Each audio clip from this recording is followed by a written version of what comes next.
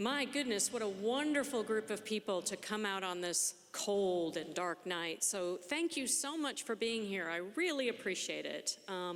And I'll just add to my thanks. Thank you to Deacon Eric Wilkerson and all those here at Immaculate Heart of Mary for enabling us to come here.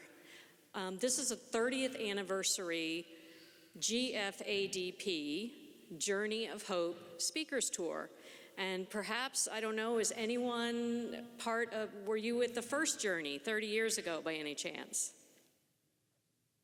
In some venues we have had people, so okay, I just thought I would check. We are what you would call, GFADP is kind of the secular branch. We're a small micro nonprofit with one employee, me, and a fabulous board, and our mission is to end the death penalty in Georgia.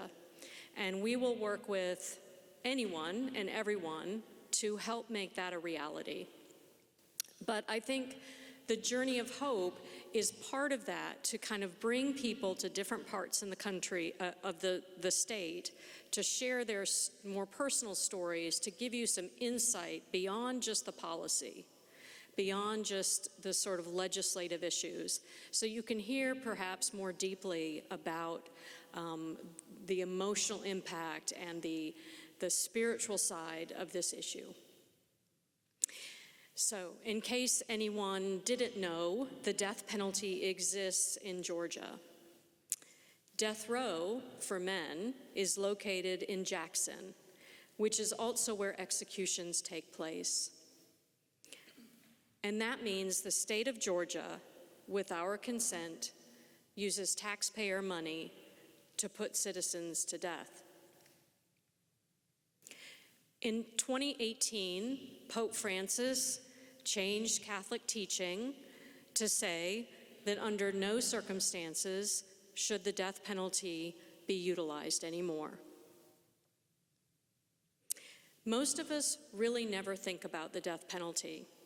So I'm deeply grateful that you have opened your doors today to help us ponder this reality more deeply.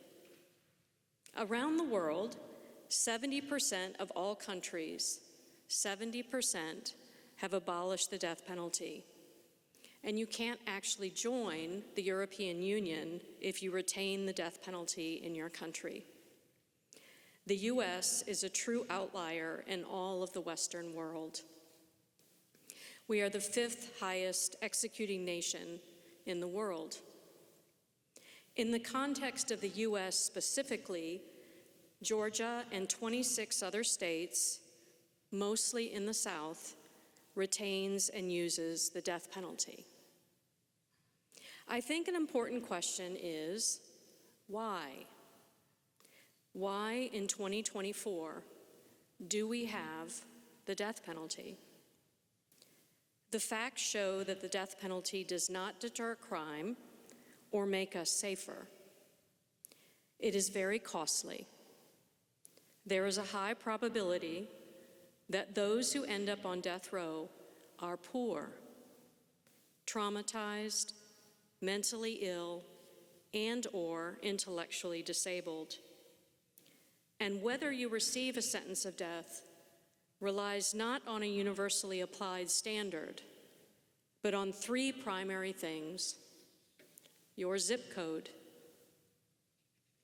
the amount of money you have to defend yourself, and the determination of the prosecutor to seek a death sentence.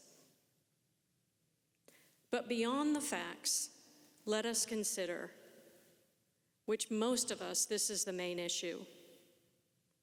What would happen if my loved one was murdered or experiences great violence at the hands of another? Does the death penalty create closure? Does it heal? Help us to forgive? Help families and communities be restored? Are those on death row the worst of the worst? So perhaps you can keep those questions in mind as you listen to our 2 speakers that we have for this evening.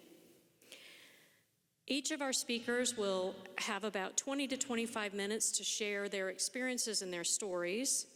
And then afterwards, as Deacon Eric said, there'll be an opportunity for questions and answers.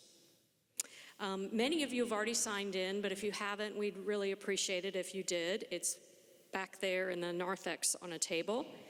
And we hope you'll visit our table. There's some literature there, and there's some t-shirts. And just to say, they are free, and we just ask you to wear them. That's what we hope. And just to let you know, we have a donation can and a QR code. We're very high-tech here.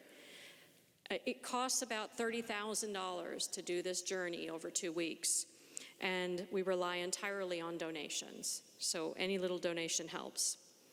And I want to invite you to join us to the Georgia Capitol on Wednesday, February 7th from 8 a.m. to 2 p.m.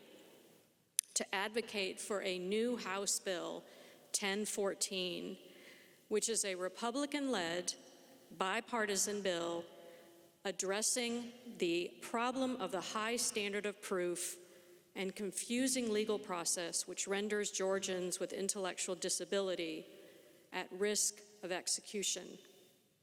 There are flyers and ways to sign up for the day at the Capitol at the back, and then just a plug to ask your local legislators to support that bill. So, without further ado, and I'm available to talk at any time tonight or reach out. I'm happy to talk with you.